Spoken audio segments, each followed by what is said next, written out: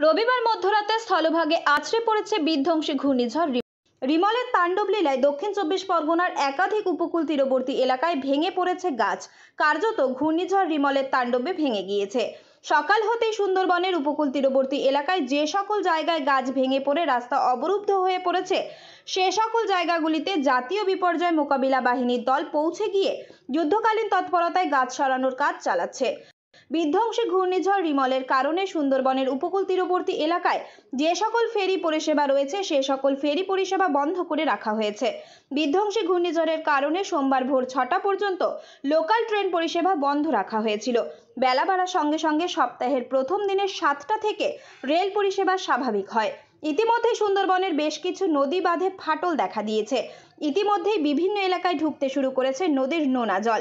নদীর নোনা জল ঢোকার কারণে চাষের ব্যাপক ক্ষতির আশঙ্কা করছে কৃষকেরা।